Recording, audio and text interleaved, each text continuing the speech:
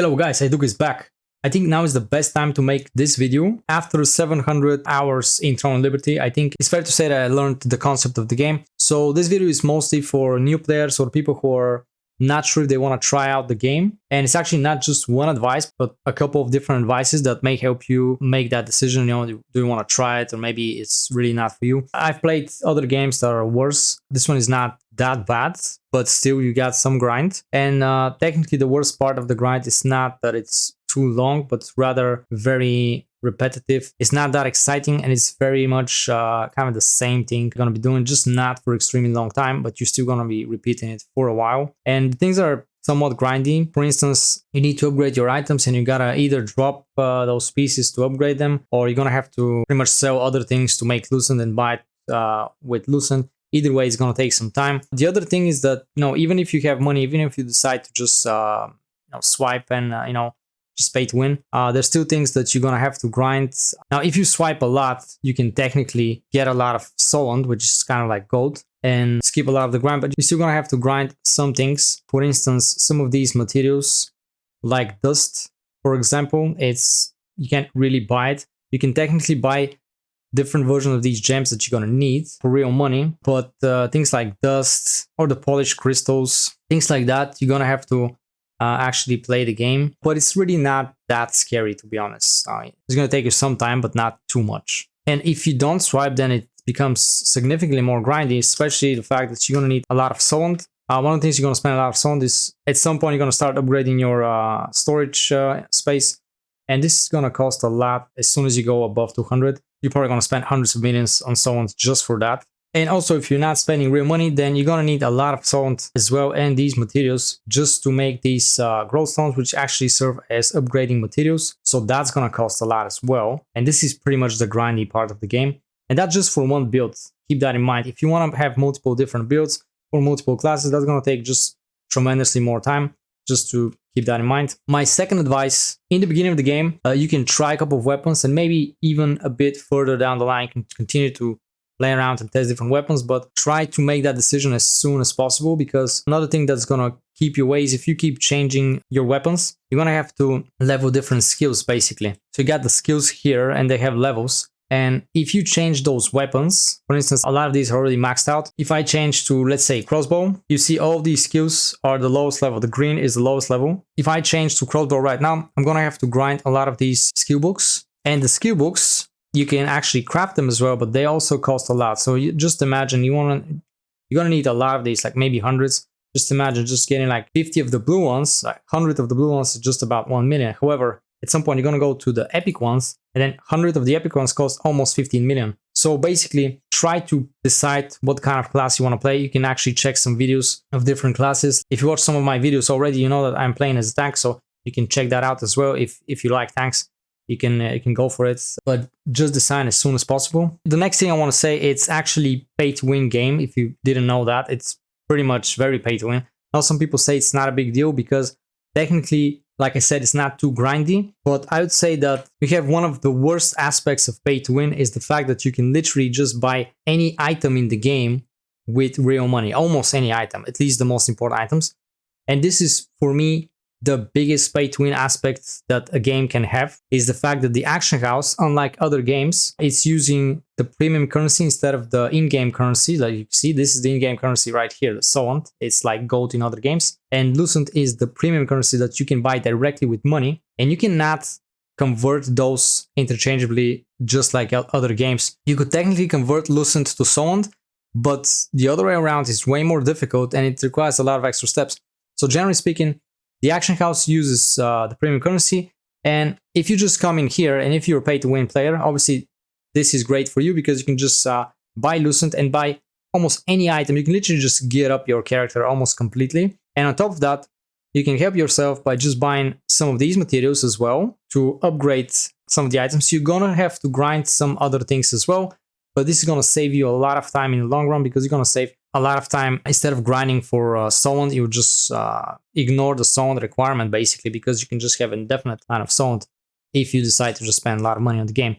Just keep that in mind. But if you're a free-to-play player and you really don't like this feature, which I also personally don't like, the fact that you can just buy any item, this is the most pay to win thing. So that game is probably not for you if you don't like stuff like that.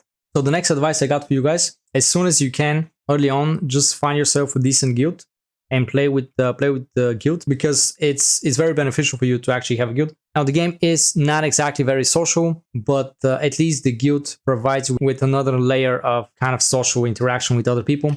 But not only that, you got a lot of benefits from just being in a guild, not just for playing with other people. For instance, the game has field bosses, which are like world bosses, and usually you're gonna be competing with a lot of people for the drop.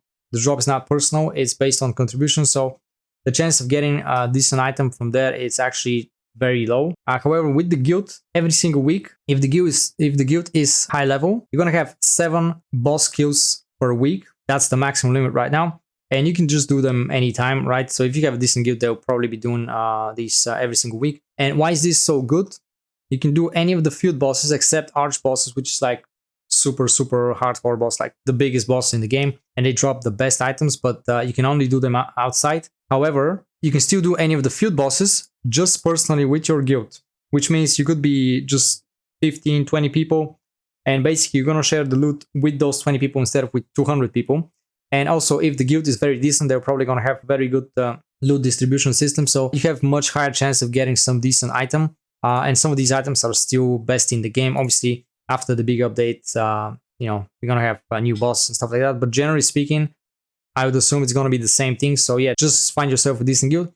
And on top of that, once you complete these bosses, you're also gonna get guild coins. And actually, you get quite a lot of guild coins for each boss outside of doing guild contracts and stuff like that, which is like guild quests. You can use these coins to buy yourself any of those things. That's a guild merchant. You see, with those coins, with guild coins, just buy any of these things, and some of these are pretty useful early on in the game. Some of these will remain useful all the time, just to have access to them. And to actually have enough guild coins, you do need a very active guild. So just find yourself a decent guild. That's very important. So the next thing that you may want to know is, does the game have enough PvP, or does it have PvP content? Generally speaking, yes, it does have PvP. That's the arena, which is kind of a classical 3 versus 3. Right now, that's all we got. We got 3 versus 3. Maybe in the future, you're going to make somewhat bigger arenas. And that's one of the things you can do. The other thing that you can do is, well, that's like custom games. War games is basically people just creating their own custom games. But that's just mostly just for fun. And you can do, if your guild is good enough, you can do things called rift stones and boon stones, which are basically different areas that you can capture and get a bit of resource, but technically that's not exactly very important. You get special buff as well, but it's not a huge game breaking thing. That's another PvP that you can do. That's like group PvP. You don't exactly have battlegrounds like 20 versus 20. Instead, you have very massive, large scale PvP events. They're like happening just once a week. As far as I know, once a week or once every 2 weeks. One is called Castle Siege event. The other one is Tax Delivery event. It's usually just a lot of guilds fighting over some objectives, and that's a very large scale PvP, but this is mostly just for end game, really. And unless you can get there soon enough, everybody else will be just way ahead of you, and you're gonna have a hard time doing these. And the system is not exactly well designed, because if you don't particularly go with your own guild or with alliance, you're gonna be one man against an army. So that's not exactly a very good new player experience, in my opinion. Just to keep that in mind. And basically, when it comes to incentive, you also have these versions of the field bosses. Basically, those are the field bosses that I mentioned about. You have a peace version, which is, you know, anybody can go there, and it's there's no PvP. But you also have the war version, which is basically the same boss, but now people can do PvP in here, and it works in a similar way. But that's just another part of the game. But other than that, you don't have a lot of incentive for PvP, because this is the things with the coins from Arena. The things you can buy are basically just a couple of items. You can't even completely gear up. You get just a few trinkets. That's basically a bracelet and necklaces, and that's pretty much it. And you have a couple of small other things, but they're not exactly super important. So yeah, the game has end game PvP, but to get there, you're gonna have to do a lot of PvE, if that makes sense. Let's say 80% PvE, so that in the end you can do 20% of PvP. It is PvP game, but tied to a lot of PvE as well. The game has a lot of bugs, and very often we get new bugs as well. Even though it doesn't say it's early access, it feels like early access, because there's quite a lot of bugs happening all the time, which is kind of frustrating. But they do fix them, and they actually listen to players, just to keep that in mind. I would assume it's just some problem with their workflow and how they handle problems. I'm just thinking. I can't say for sure, but at least they're actually fixing them. It's just that a lot of bugs happen very often. On almost every patch, almost every maintenance, there is new bug coming out. They do fix some of the bugs, but it seems like the volume they can fix is less than the volume that comes out as new bugs. So just be aware of that. It's not crazy bad. Like they're not.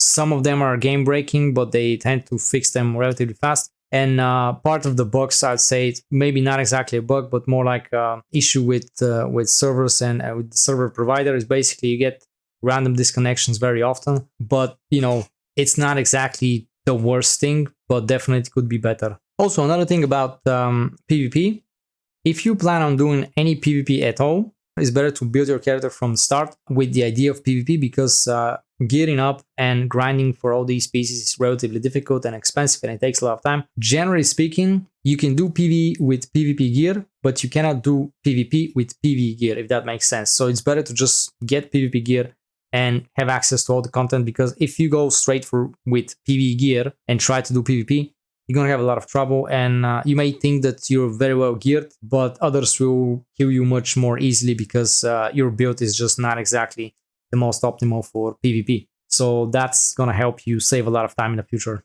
When it comes to PvP, some of the best stats in the game are going to be hit chance, because some people would use evasion, so you won't be able to even hit them. Also endurance, any kind of endurance, depending on your class, of course, and the type of items you have, because that counters the critical chance of others. So that's just better for survivability. And also another thing, when it comes to crowd controls, some of the most common things that you're going to encounter are going to be stun and collision. Most classes have stuns and collisions. The other things are very individual, very situational. Not many classes have access to these other things. However, stun and collision you're going to find very often.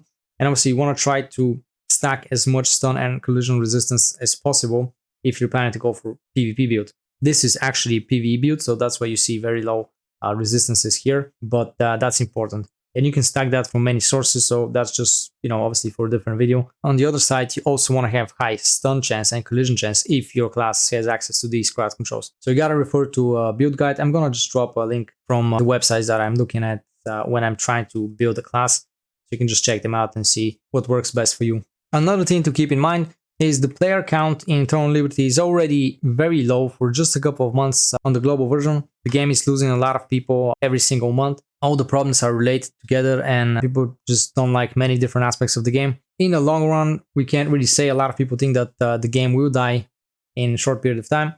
But on the other hand, it could remain with a small but dedicated player base, just like a couple of other games that also are not exactly very popular, but still have dedicated players. We can't say for sure, but we're expecting a big update, so that's going to happen soon, and we're going to see how much people are going to come back and how much are going to stay. So that's kind of questionable, but just keep that in mind. So that's also related to this kind of issue, is that Amazon Game Studio is the publisher for the global version of Throne of Liberty. You can actually use that as an indication. Just look at other games that they publish, like Lost Ark and New World, and look at how they look at their practices and see if the way they handle these games is something that you may like. You can project on these games and just think about, hey, if they're doing that thing with those games, maybe they're going to do the same with this game. So if you don't like where these other games are going, you can pretty much expect maybe very similar thing going on with Throne of Liberty. Just so you know, you can check them out. You can watch some videos about these games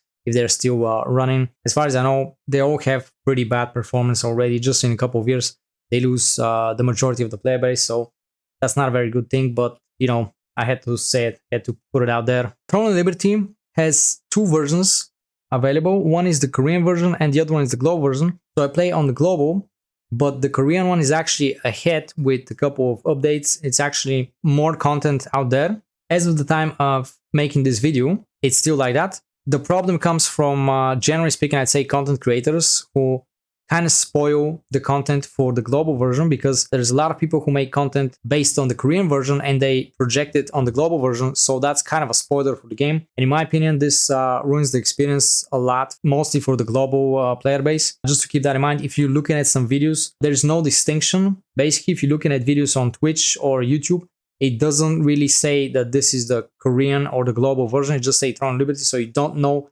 which version you're looking at, before you actually begin watching the video.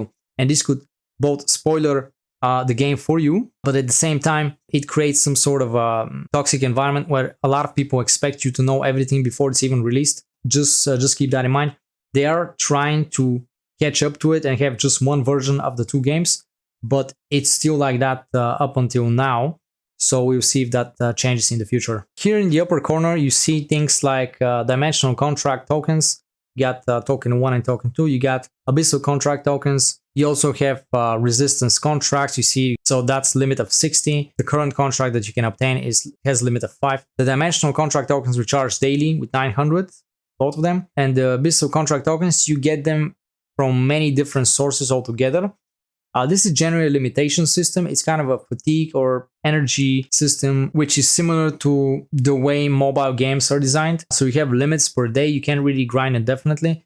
Now you could continue to play and, you know, join these dungeons and so on, but you're gonna get significantly lower rewards. So it's really not worth it to do it, which, you know, that's another kind of a, I'd say, a bit lame thing. It just limits hardcore players so that they can't really push hard enough and progress faster in the game. If that's not something for you, then you're gonna hate that a lot.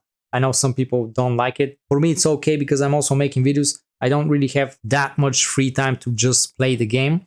But if I was just playing the game, you're not gonna spend too much time. Like every single day, you might play for maybe 2 or 3 hours tops, and there will be absolutely nothing else to do, basically, if you do a lot of things. Now, you could play with an alt, but you have only 1 extra slot, so you're gonna have 2 characters. At the same time, it's not very much the best way to do it, because the only shared thing for the alts that is actually worth it for you is the Lucent. That's for the whole account, and you know, it's kind of lame, generally speaking. Just keep that in mind. With all that being said, it may seem like it's not a very good game because of all these kind of bad features, in my opinion, but at the same time, when I look at the combat system, to me it looks pretty good. It's fluid, it's dynamic. It could be improved, but in my opinion, from the games that I played, the only game that I can think of right now that has better combat system is Black Desert Online. Just as comparison, Throne and Liberty as a recent game that was released, compare that to another recent game that was released, maybe games like Queenfall, who's like kind of a recent game, or a lot of new MMOs actually have way worse combat systems, in my opinion, even though they're also very recent. So that's actually pretty good, by the way. Now, it could be better, but still, it looks like an actual recent game. There are other things that are just worse, so that's kind of a good thing. And so the last thing I want to say, you know, the game is relatively new.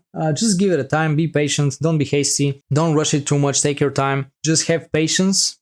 They are releasing more content, and they have, as far as I know, they have plans for a lot of content, a lot of expansions, or a lot more content, and we see how it goes.